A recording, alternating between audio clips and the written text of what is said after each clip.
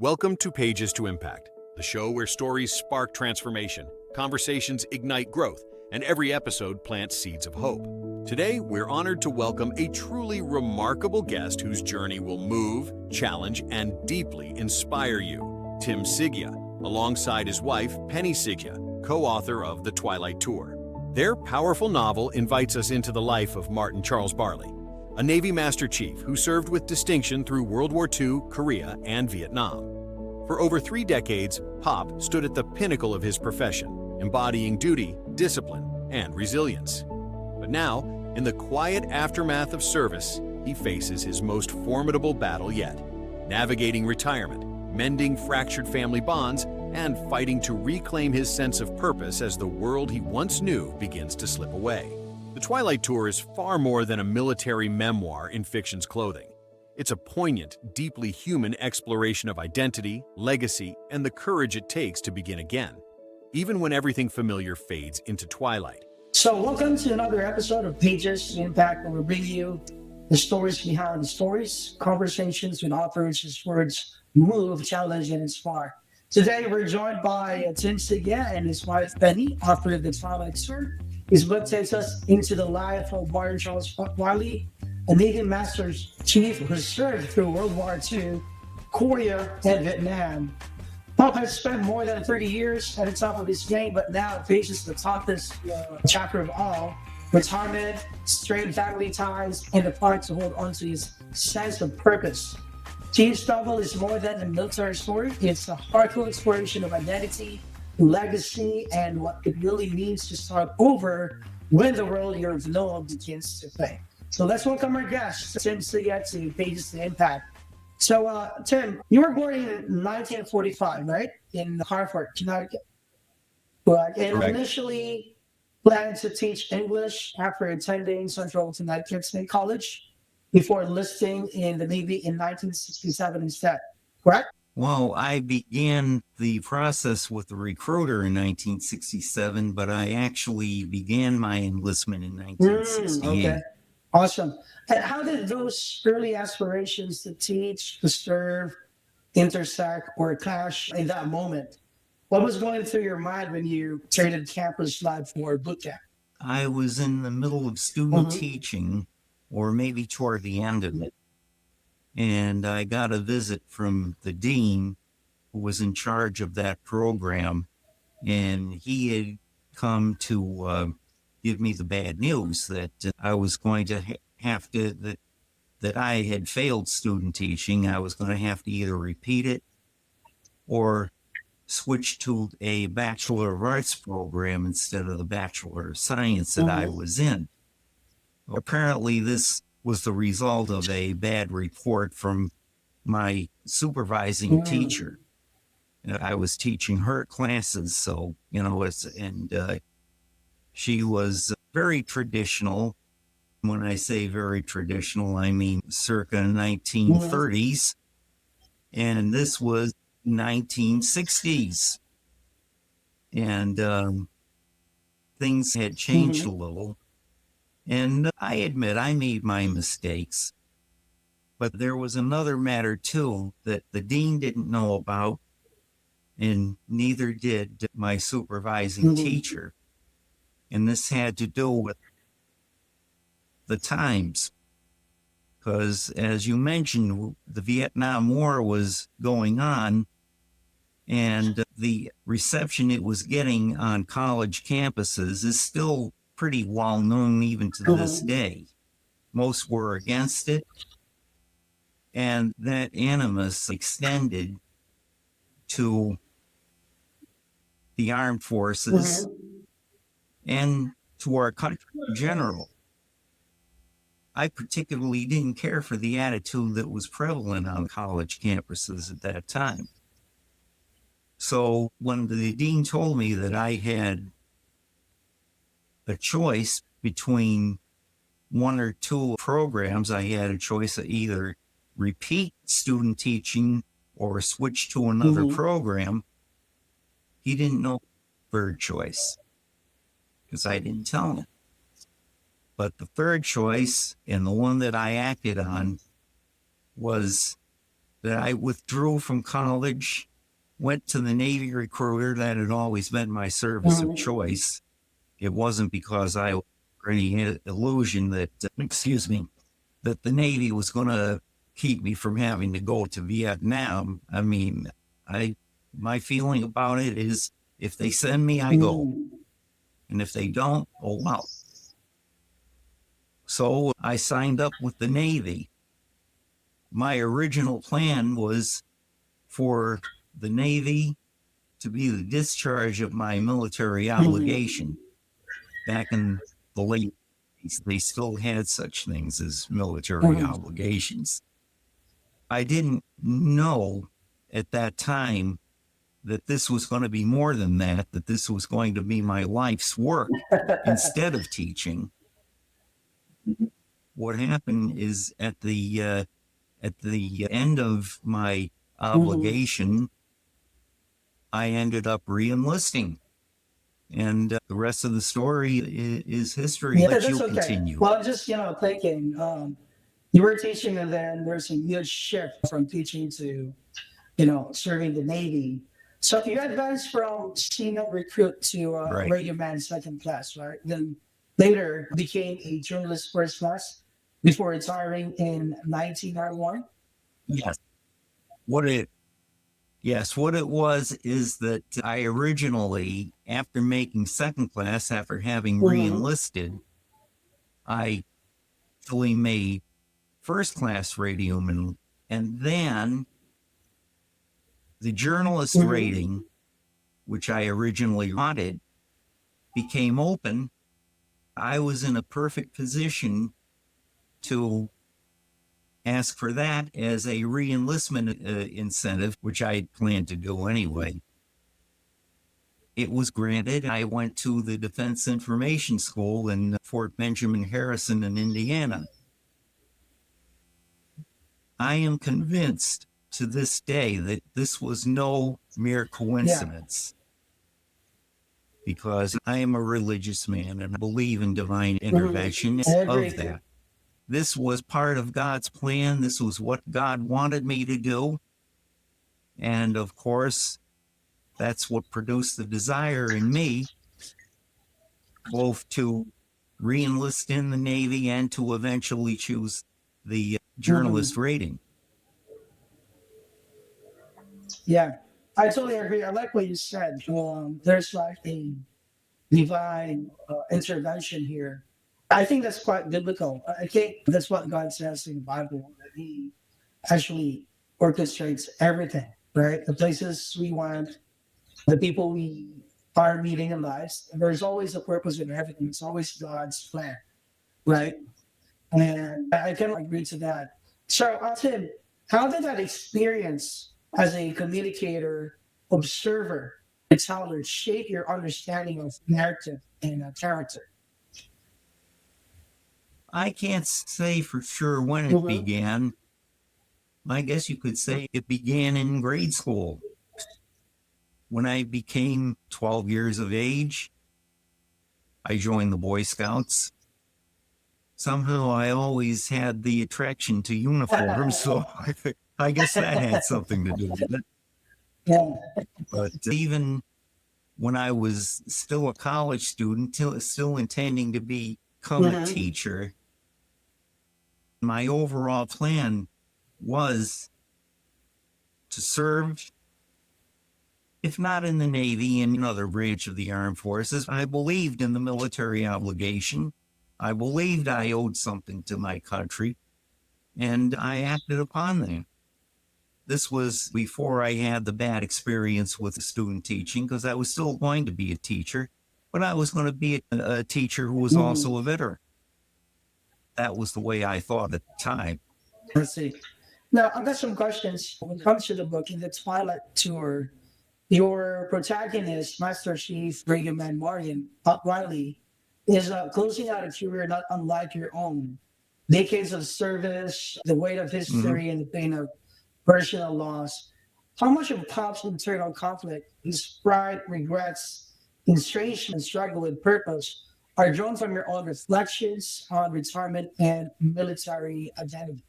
Well, For one thing, I was too young, being only months old at the time, to serve in World War II. And the same about first service during the Korean War. I was only in second, third grade at that time. So I don't think I could have served them. But there is a little bit of Pop Riley in me when it came to wanting to serve. And as I say, if that meant that I had to go to war, well, that's what service people do. They go to war if necessary, and they keep us out of war if possible. That's pretty much the way it was working out.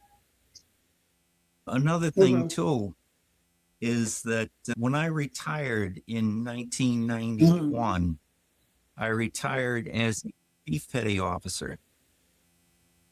And that is pay grade E7, E standing for enlisted. Okay.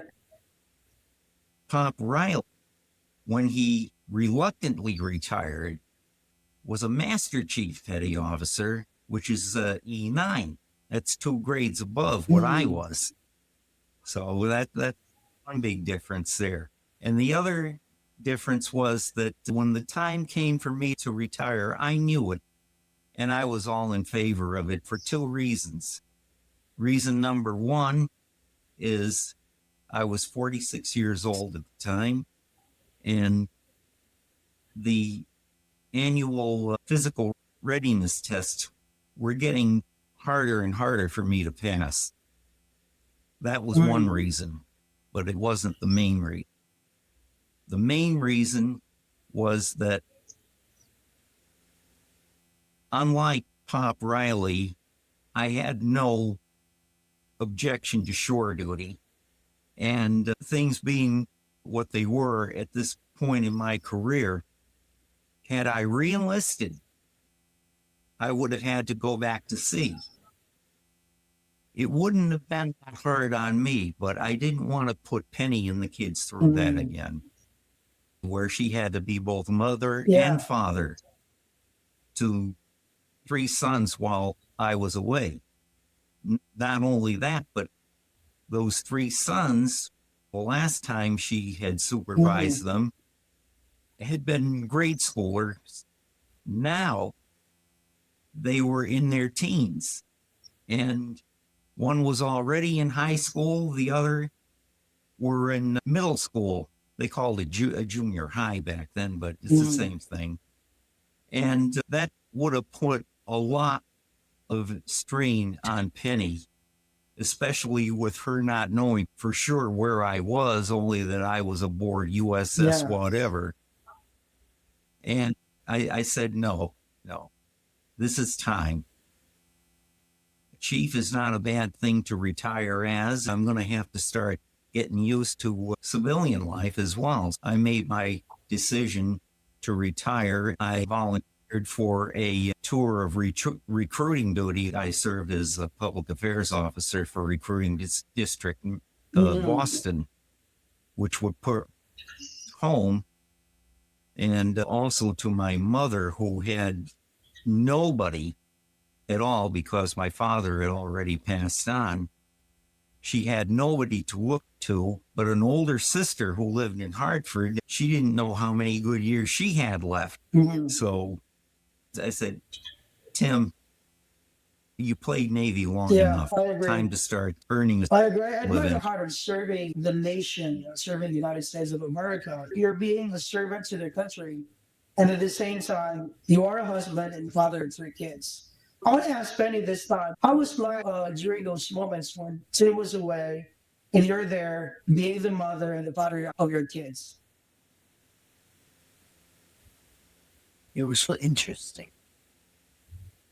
How old were they? And where were we? Well, let's see. Mike, I believe, was 14 and Ray and Rob were 13. Tim was always away, he's serving the country. How long did it last before he retired? How many years? Gosh, I think it's long enough. I think it's more than a decade. Well, well, standard deployment was 6 months at that time, and they just shortened it. First time I went out to sea, it was for 8 months. Oh, my goodness. So that was just the way. That's hard. I mean, oh my gosh. I'm a married person. I got kids too. I got four. And I can imagine myself being away from my wife for even days. I'm not sure if I can do what you did. So that's really something. And I really admire the heart of serving. Great. So, yeah, I think it's just really hard. I can't imagine myself being in that, situation where I'm really away. So I really admire you for the heart of serving the country. So Tim, another question for you that maybe me, right? Do the stories or the conversations from those communities leading to the pop's journey? Most of it, though, is community Mhm. activity. And that's what kind of brings them all together. So that has to do with the Memorial Day parade and various things that veterans groups get involved in. And I was also a member of the Veterans Commission here in the town of East Hartford. That was one of a number of boards and commissions I served on. Until I started having heart trouble, I wouldn't be able to do the kind of job that I would want to have done. Yeah. So I resigned all of them. I see. Well, that's, health is important. Yeah. You can afford to say that still. I can't. Yeah. So Tim, what compelled you to write the Twilight Tour now? Years after your retirement, what was the tipping point? Say, memory, a conversation, or an untold story that compelled you to turn these years into a novel? It was something that I had wanted to do. I began writing that book shortly after my retirement in 91. I finished it in 93. Mhm. But at the time, that was as far as I was able to go because I ran into a catch-22, being this. Publishers do not want to hear from authors. They want to hear from agents, want to hear from you unless you're a published author. See the catch-22 there? And it wasn't until I got the first break many years later, just after the turn of the century, then I started hearing ads from a publisher called Page Publishing. They wanted to hear from authors, and I say, hey, I'm one of those. And I had a copy made up of my manuscript, had it sent to them, and they accepted it. They published it. There were a few other things that they didn't tell me, though, like I wasn't necessarily going to be told about royalties. As a matter of fact, I wouldn't even begin to receive royalties until my book had sold 100 copies, which I don't think it still has. But you never know what's going to happen eventually. Oh, I see. And So you would only start receiving royalties if you hit 100 copies sold.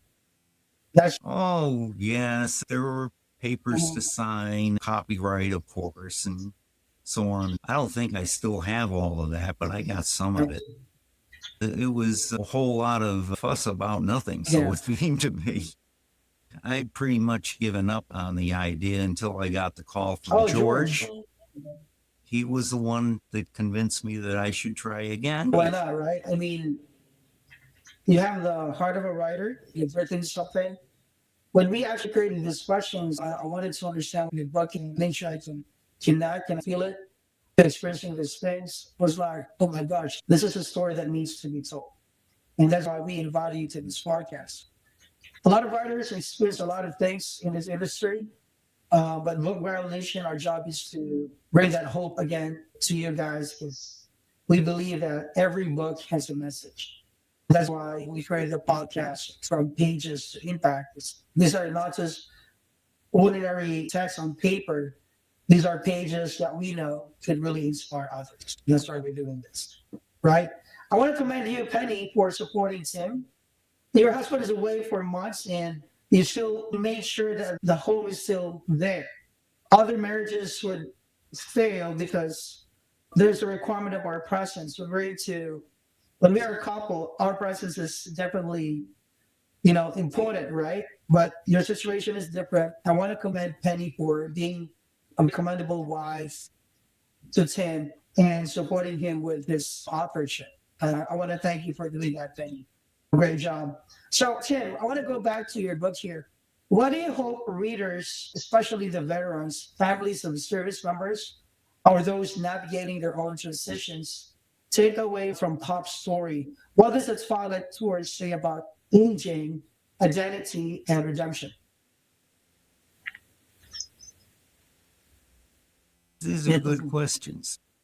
Aging, I don't think Pop ever gave that a second thought. He just figured in the back of his mind that he was going to be in the Navy forever. And that, of course, was unrealistic. And what were the other two things? Yeah, now? so the book, The Twilight Tour, what do you think? You want to share about your identity in the book and also redemption? Yes, identity had a lot to do with it because what I feel I've done in the book is introduced many people who had never had a wife or a husband in the Navy, never been in the Navy themselves. For the most part, didn't know much about it. It gave them an introduction as to what life in the Navy is really all about. And it's, the one thing, too, that they might take away from this is that TV programs such as McHale's Navy and Ensign O'Toole are just that. They're TV programs. They're not what the service is all about. Okay?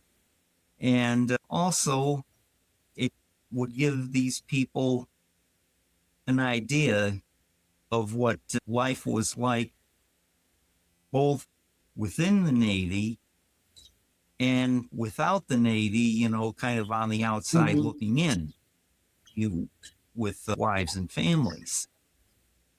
So they still get a picture of the Navy that most people don't. And wouldn't you say that you learned a few things, Penny? Okay. Yeah. Now, you had identity and what to take away from that. Now, there was something else that you mentioned as well, which I think is very important. I want to go to the next section for you because I think it's important. Reflecting on your own life and Pop's art, what does it mean to close a chapter and yet carry forward resilience, meaning, or purpose? How do you define purpose for someone at the tail end of a very long career, military or otherwise? Well, obviously for Pop, this was a very tough question and one that he was never fully able to answer. For myself, it's a very simple matter. I'm going to be out of the Navy, and this is what the good Lord in his wisdom wants me to do now. My job is to carry it out to the best of my ability. Instead of the newspaper man that I thought I was going to be and was for roughly about 8 months, I got myself a permanent job in the Postal Service as a mail handler. It kept me in shape because mail handlers, they the heavy lifting, yeah. And I kept that job until I felt, okay, it's time for me to retire. Okay. And I did retire. I retired a year earlier than what I originally planned.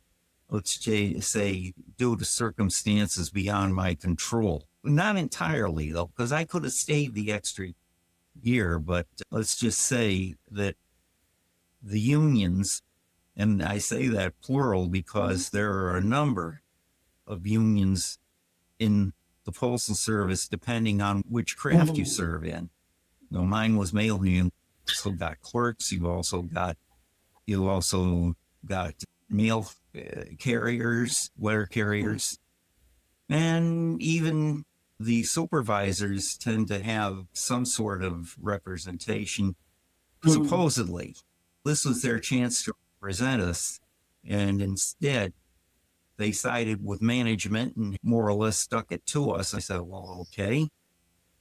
I would have stayed and made it an extra 20, but if that's the game they're going to play, I got my own game to play, and I retired on my seniority date in 2012. I figured better that than to get myself a bid that can be taken away from me at management's pleasure. So then I did retire, and that's when I got involved with the community. But being involved with the community didn't take me away from home, so there was still plenty of time for the family. Good. Family is a family. Even grown-up kids still want to be with their parents. I always wanted to spend time with my dad and mom and siblings. Family is a gift. We're very fortunate that we have one, right? Not a lot of people, has those gifts. We should treasure it, right, Tim? Awesome. Do, and this one sitting next to me now, we've been together for over 50 years. So happy golden years to both of you. Thank you. You guys got grandkids now? I assume? Yes, we do. Penny, I'll let you tell Sir James about our grandchildren, okay? Okay. I had 7 grandkids, but one got leukemia at 2, died at 5, and that was our first twin only kid. If you're hearing any noise in the background, it's our dog who thinks that she ought to be part of this story here, but no. Well, I love dogs. I just got a local one. I had phobia with the dog, but my son did help me get rid of that phobia because he loves animals. I was able to overcome my fear with the dogs because of him. I get to learn to love them. I feed them. I bath them. When I saw the pets, I was like, I'm not going to get involved with this. But, surely as a dad, you don't want your kids to be doing, the things on their own. You want to guide them. So that's how I started. And right now, I love dogs. If I would see one, even at the streets, like right now, I have this special feeling. I'm so happy that I have this heart towards the dogs now. Anyway, Tim, I got one last question for you. If you could sum up the Twilight Tour, it's smooth, it's hard, it's emotional truth in a single phrase, what would it be? Are you talking about a sailor's job? I would say as an author, especially that we're promoting the book. Yes. As an author? I would say it would be that's communication. You have a story that you want to tell, then you want to tell that story to as many people as Absolutely. you can. And I felt that I had, in fact, several stories to tell, and that was more than could be done simply. As I say, I had several stories to tell, and I used my novel to tell those stories. And maybe some people would come away with impressions that I had never intended. But then again, you never know what's going to happen. Right, exactly. I agree. We have plans, but God has his own plans for us. So, Tim, are we going to be expecting another book from you, maybe sometime in the future?